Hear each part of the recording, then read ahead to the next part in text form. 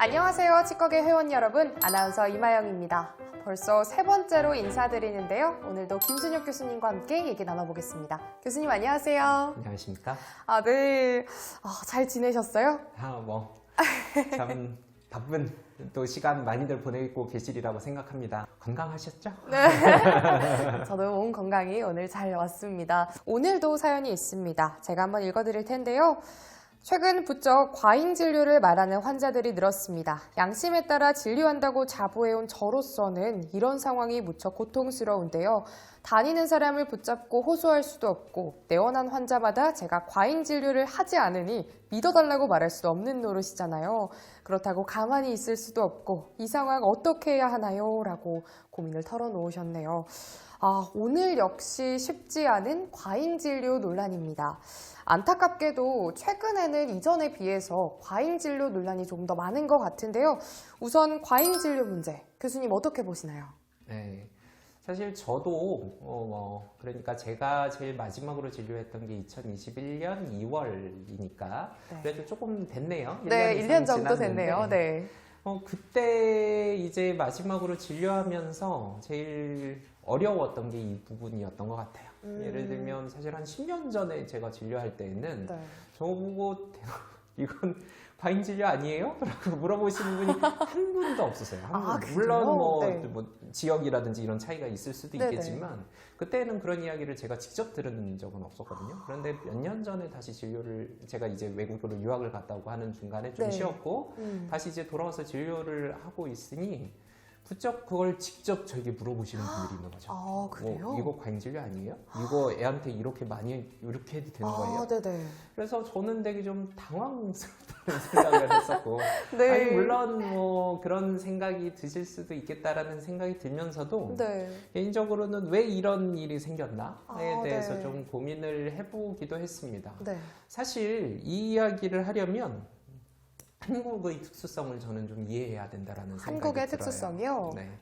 즉 우리가 물론 의료라고 하면 뭐 진료라고 하면 의학이라고 하면 다 똑같을 것 같지만 또 각 나라마다 무척 다르죠.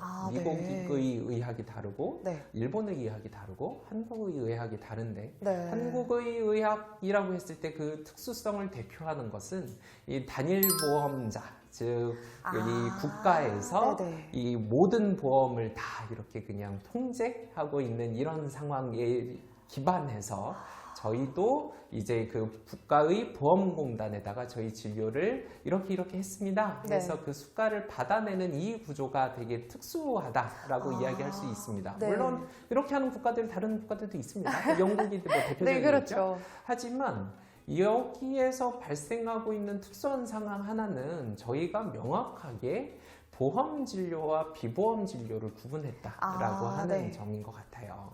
이것이 물론 그전에는 없었죠. 뭐 80년대까지만 해도 이런 구분이 명확하지 않았습니다만 이제 우리나라에서 보험제도가 안착이 되고 이제 모든 것이 이제 보험체계 안으로 들어갔을 때 이제 이런 보험진료와 비보험진료가 구분된 상황이 무엇을 의미하는지에 대해서는 좀 더 진지하게 고민할 필요가 있었다라고 생각을 해요. 사실 이 구분을 어떻게 나누었는가라고 하면 필수 진료는 보험 진료고 그 다음에 필수적이지 않은 진료는 비보험 진료로 나누었던 겁니다. 즉 쉽게 말해서 죽고 사는 것과 관련 있는 것은 보험인 거고요. 그리고 그거 아닌 것, 대표적으로 뭐 미용이라든지 뭐 이런 것은 비보험 진료였던 거죠. 그렇군요. 그런데 이게 90년대, 2000년대 지나면서 사람들이 필수 진료인 그 보험 진료를 하는 과는 뭔가 정당한 진료를 하는 거고 그런 과는 뭔가 이렇게 인수를 하는 과라고 이해를 하게 되고 비보험 진료를 하는 과들은 그거는 뭔가 돈을 버는 과야, 미용 관련된 과야 라고 이해를 하게 됩니다. 뭐 왜냐하면 사실 과가 그렇게 갈렸으니까요. 뭐 보험과의 대표는 내과고 그 다음에 이제 비보험과의 대표는 성형외과였으니까요. 그런데 이런 상황이 구분된 상황이 치과에선 되게 모호하게 적용이 된다는 문제가 있습니다. 그래요? 아시겠지만 치과는 누가 모르겠어요. 뭐 미국 사람은 좀 다르게 얘기할 수도 있어요. 그러나 저희가 보기에는 치과는 필수 진료입니다. 꼭 치료를 받아야죠. 뭐 안 받으면은 아프고 너무 아프고 밥을 못 먹고 그러다가 죽을 수도 있잖아요. 그렇죠. 그러니까 이 치과는 되게 중요한 진료고 필수적인 진료임에도 불구하고 네. 상당히 많은 부분이 비보험 진료로 구성되어 있습니다. 그러니까 사람들이 보기에, 일반인들이 보기에 치과라고 하는 데는 필수 진료니까 원래는 보험 진료여야 되는데 이 사람들이 담합이라든지 목적으로, 아니면 뭔가 영리적인 어떤 자신들의 어떤 힘자랑을 해서 그렇죠. 이걸 비보험으로 묶어놓고 있는 거야 라고 생각을 하는 것 같아요. 물론 네. 이것은 그냥 제 추론이긴 하지만요. 추측이긴 네, 하지만 이해됐습니다. 그리고 이것은 그냥 이전에 저희가 역사적으로 그냥 이렇게 정리를 해놨던 건데 네. 사람들이 이제 나중에 보기에는 이제 이런 상황을 모르는 일반 사람들이 나중에 보기에는 그렇게 생각할 수 있다는 겁니다. 네. 그리고 이러다 보니까 치과 왜 이렇게 꼭 받아야 되는 진료임에도 이렇게 비싸지? 그렇죠. 이 사람들은 그렇다라고 하면 어떤 돈을 추구하는 거고 영리를 추구하는 거네? 그렇다라고 하면 치과에서 이루어지는 많은 진료 행위는 사실 돈을 벌고 하는 거니까 돈을 많이 벌려고 하겠지. 얘네 과잉 진료 하겠구나. 라는 네. 이런 어떤 기본적인 인식의 틀을 전제하고 난 다음에 저희가 지금 벌어지고 있는 여러 가지 문제들에 접근해야 된다라고 생각을 해요. 네, 그렇군요. 근데 교수님, 과잉 진료를 하는 의료인들은 극히 일부분 아닐까요? 사실 저도 치과를 자주 가는 편이고 이제 검진을 받고 그러는데 저는 아직까지도 한 번도 본 적이 없거든요. 네. 물론 뭐 저도 늘 어딘가에 말씀드릴 때마다 없다라고 네. 말씀을 드리곤 합니다. 네. 하지만 또 없지는 않겠죠. 분명 또 극소수지만 또 뭐 물론 그걸 비율로 뭐 환산할 수는 없겠지만 네. 있기는 있을 겁니다. 실제로 문제가 되는 어떤 치료 결정을 하시는 선생님들이 네. 있는 건 사실일 거예요. 네. 그런데 이제 그 비율이 얼마냐라고 했을 때는 저도 극소수라고 생각을 해요. 단지 이제 이런 데 있어서 이게 과연 과잉 진료냐라고 했을 때 사람들이 문제시하는 것은 그 극소수의 정말로 치과 의사가 봐도 문제가 있는 선택을 하시는 분들이 아니라 그냥 일반 치과계 전체에게 지금 다 과잉 진료하고 있는 치과 의사 그 모든 사람들이 다 과잉 진료를 하고 있는 상황이라고 인식하는 것이 저는 문제라고 생각을 하고 사실 이런 경우에는 이게 좀 이 정도는 괜찮고 이 정도는 문제야 라고 하는 어떤 기준이 있어야 될 거잖아요. 네, 그렇죠. 그런데 그런 기준 없이 그냥 일반적인 모든 치과 의사에게 다 이거는 과잉 진료입니다 라고 이야기를 하는 상황이라는 점에 우리가 좀 논의를 좁힐 필요는 있어 보이네요. 네. 그리고 또 최근 들어서 유독 과잉 진료 논란이 증가한 것에 대해서 국민들의 덴탈 IQ가 높아진 거 아니냐라는 말들이 있습니다. 이 부분에 대해서는 교수님 어떻게 생각하시나요? 네. 사실 제 개인적으로는 그렇지는 않다라고 생각합니다. 네. 물론 이제 뭐 한 80년대, 네. 뭐 90년대 이때랑 비교해 보면 네.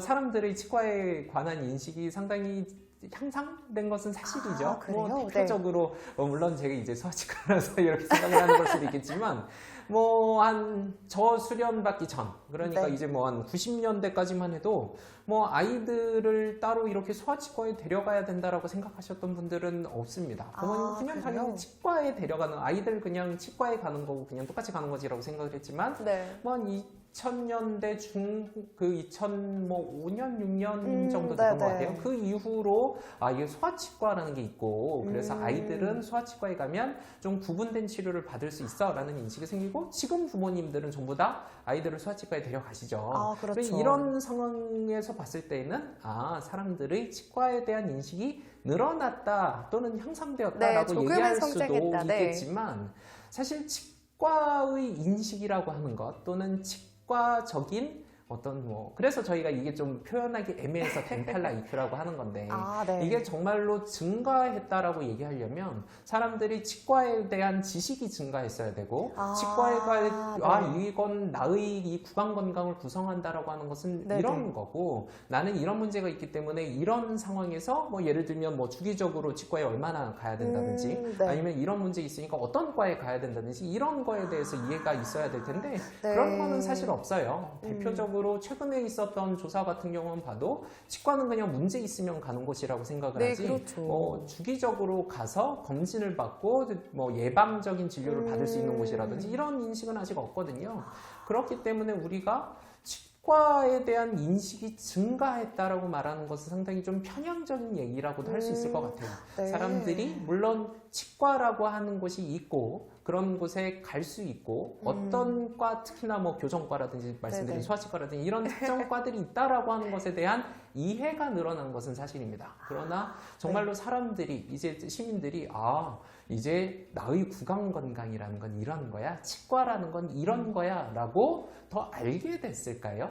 그렇지는 않은 것 같아요. 네. 그것은 결국 사실 이런 부분에 대해서 구체적으로 조사한 어떤 자료도 아직은 네. 별로 없고요.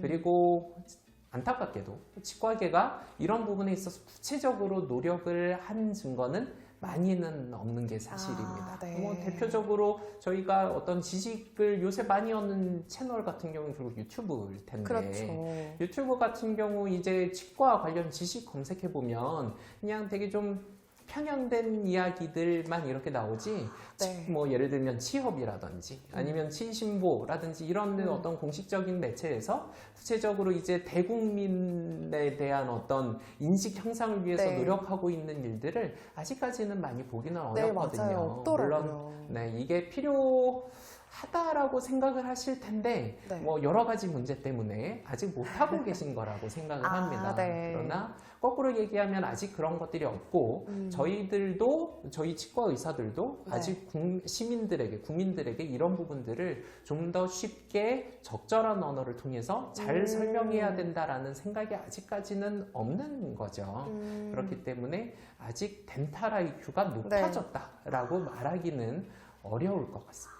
네, 말씀 잘 들었습니다. 여기서 또 하나 질문이 더 있는데요. 얼핏 보기에는 과잉 진료의 기준이 모호하고 또 정의 내리기 쉽지 않겠다는 생각이 듭니다. 적정 진료와 과잉 진료의 기준 어떻게 정의 내리실 건가요? 예.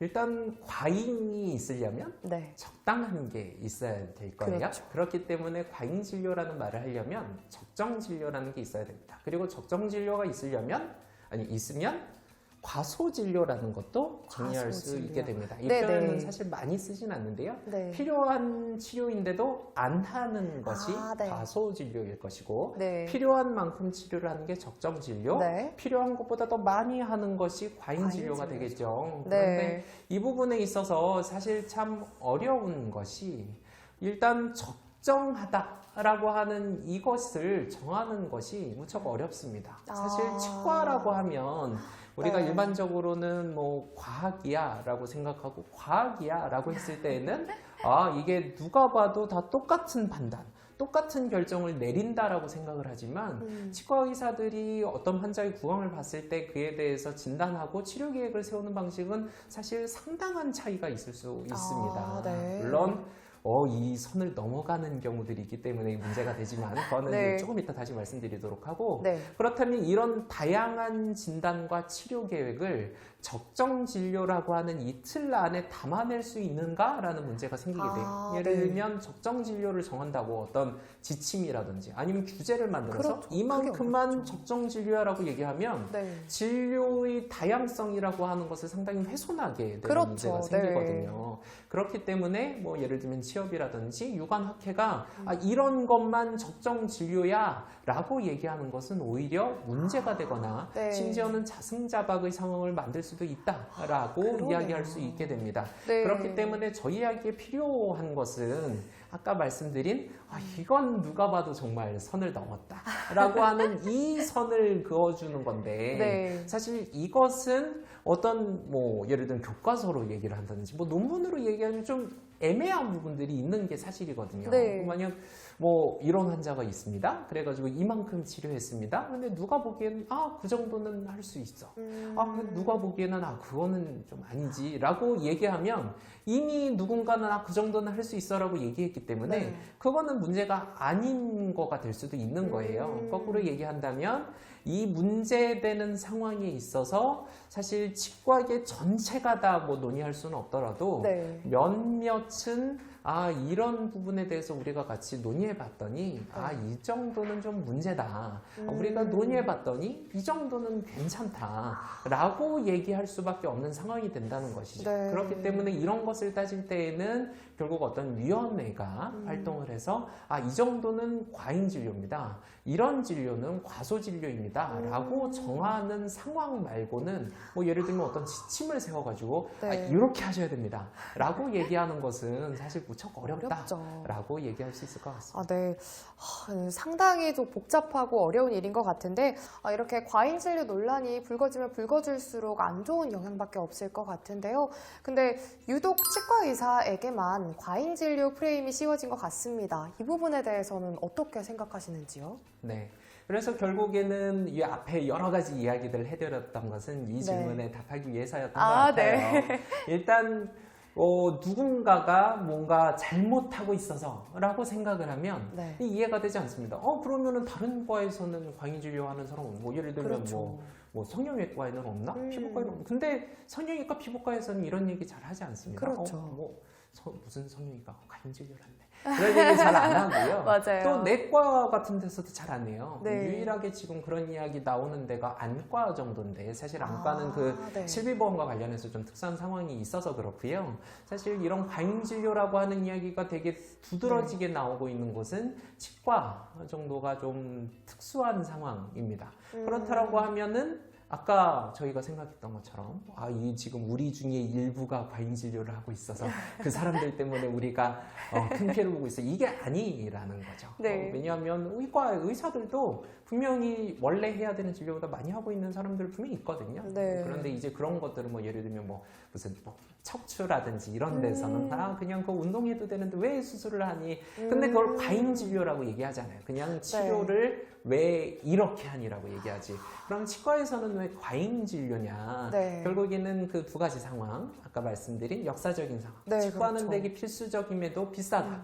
왜 이렇게 비싸냐라고 하는 이 상황을 설명하지 못했을 때 몇몇 분들이 치과 의사들이 과잉 진료를 하고 있어서 그래요 라고 이야기를 해줬고 그렇기 때문에 이제 사람들은 그래 치과는 과잉 진료하는 곳이지 라고 하는 일반적인 인식이 생겨버린 상황인 것이죠. 그리고 이 문제를 해결하려면 이게 신뢰의 문제니까 그럼 신뢰를 다시 쌓으면 되겠네 라고 생각하실 수도 있을 것 같아요. 하지만 그렇게 접근할 수는 없습니다. 이미 사람들이 치과 의사는 과잉 진료를 해 라고 인식을 하고 있기 때문에 이미 이 문제는 어떻게든 해결해야 되는 문제가 된 것입니다. 일단은 신뢰를 다시 쌓는 것은 오히려 나중 문제가 되었고 일단 지금 이 치과는 과잉 진료하는 곳이다 라고 하는 이 인식을 어떻게든 해결해야 그 다음에 다시 저희가 신뢰를 쌓든 사회랑 다시 소통하든 이렇게 할 수 있는 상황이 되었다는 게 참 어려운 점이기도 하고 또 우리가 같이 깊이 있게 고민해 봐야 할 상황이라는 생각도 들고 그렇습니다. 네,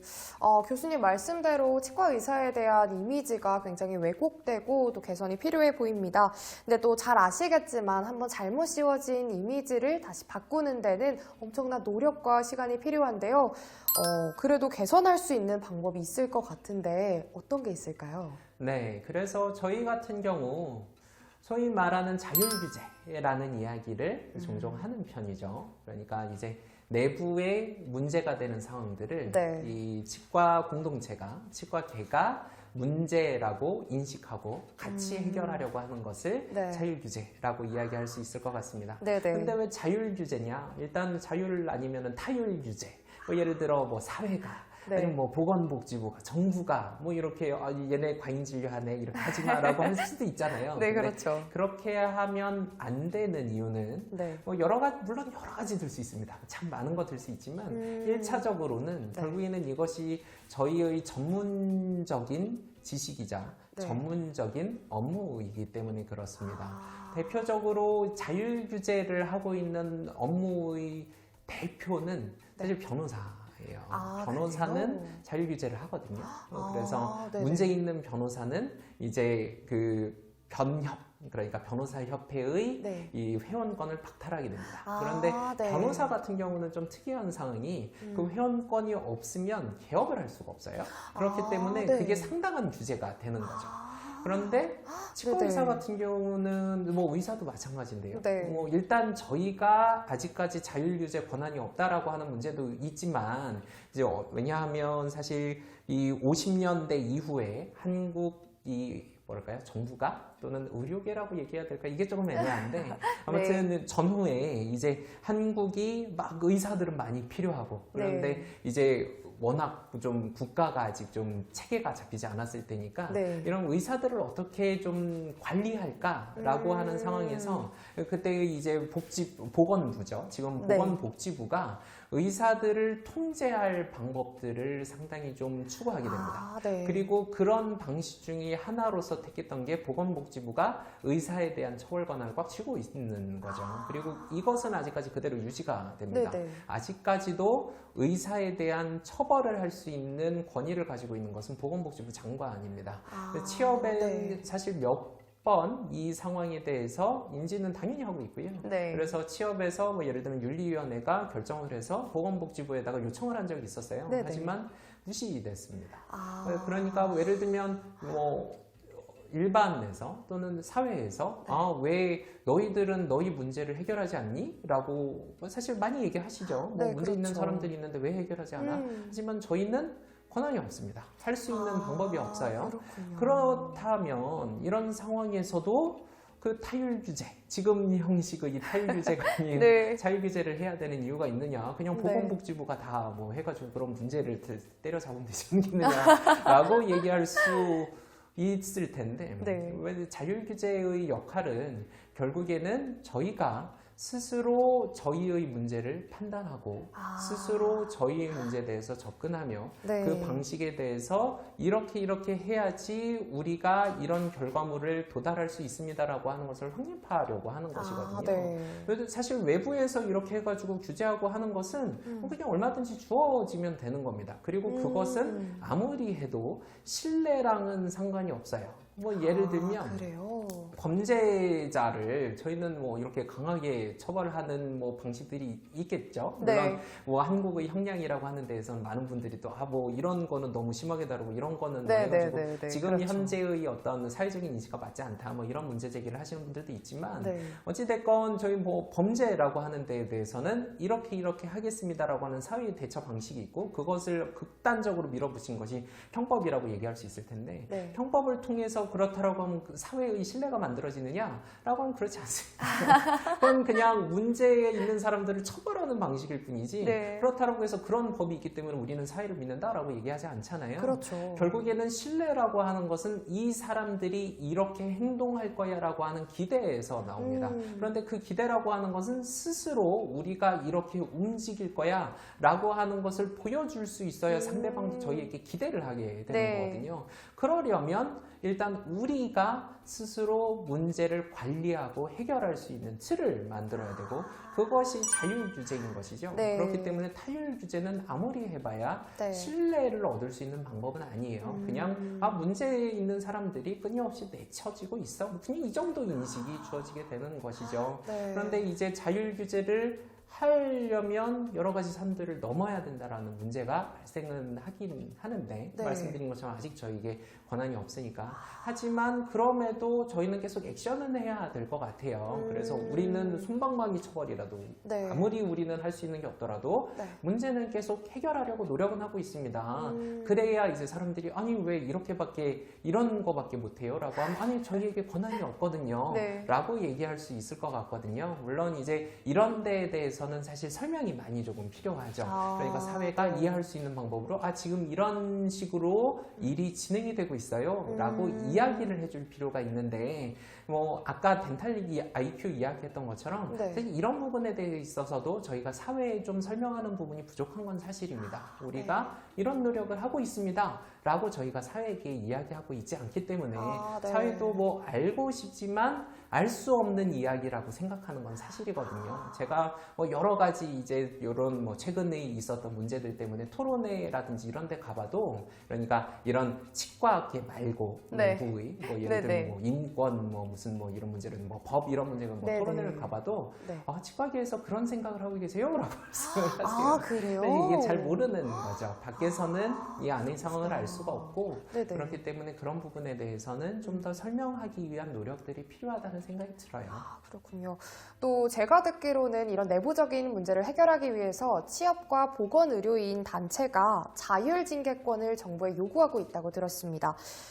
자율징계권 획득 가능할까요? 네.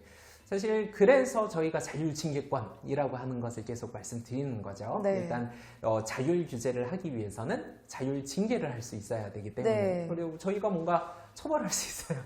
뭐 아무튼 이게 뭔가 그래야지, 판단을 네. 하게 될 테니까. 규제가 되니까요. 그런데 이제 이런 방식이 있어서 여전히 보건복지부라든지 국가 같은 경우가 네. 뭐 의료인 또는 더 좁게는 치과 의료인을 이렇게 어떤 관리할 수 있는 대상으로 스스로 네. 관리하고 스스로 판단할 수 있는 대상으로 여기진 않는다라고는 생각이 들어요. 그래서 네. 그건 참 아쉽고 한편으로는 그래서 저희가 지금 열심히 노력하고 있는 것이 전문가 평가제라고 하는 제도입니다. 아, 네. 이 전문가 평가제라고 하는 것은 네. 이런 자율 규제의 하나의 방식으로서 뭐 특정 지역에서 생긴 또는 특정 지역에 있는 어떤 치과 또는 치과 의사의 문제를 그 지역의 치과 의사들이 판단하고 결정 내릴 수 있도록 하는 틀이라고 얘기할 수 네. 있어요. 그래서 전문가 평가제인 것이죠. 해당 지역의 전문가들이 그 문제를 평가하도록 하는 것.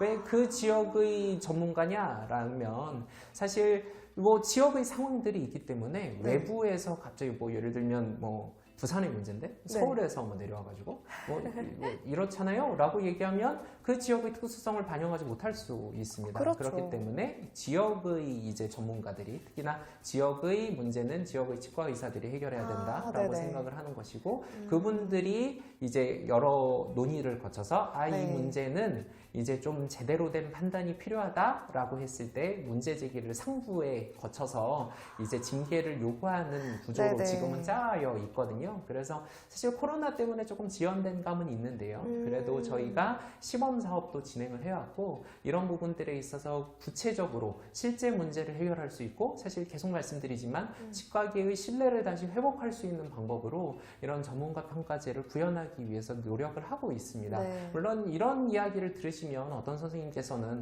뭐 다른 치과의사 왜 나를 평가해? 라고는 생각이 드실지도 네. 모르겠습니다. 그러나 네. 그런 게 아니고요. 뭐 저희가 서로를 뭐 이렇게 뭐 벌을 주려고 뭐 이런 구조가 아니라 네. 이렇게 접근하는 이유는 사실 아까 말씀드린 그것 때문인 거죠. 저희를 판단할 수 있는 것은 결국 저희입니다. 전문가의 행위를 판단할 수 있는 사람은 전문가고 네. 그리고 그 전문가가 직접 판단하고 평가할 수 있는 그 권한을 계속 유지하고 확립하고 그것에 기반해서 우리가 사회와 소통하고 신뢰를 다시 얻기 위한 과정이기 때문에 네. 이것은 사실 모르겠어요. 제가 윤리를 뭐 계속 함에 있어서 뭐 여러 가지 물론 중요한 주제들이 있겠죠. 하지만 치과계에 있어서는 사실 이런 어떤 자율 규제, 자율 징계 그리고 전문가 평가제라고 하는 이런 구조들을 어떻게 좀 더 구체적으로 좀 선생님들이 피부에 와닿는 방식으로 만들어낼 수 있을지가 저는 되게 중요한 목표라고 생각을 하고 그래서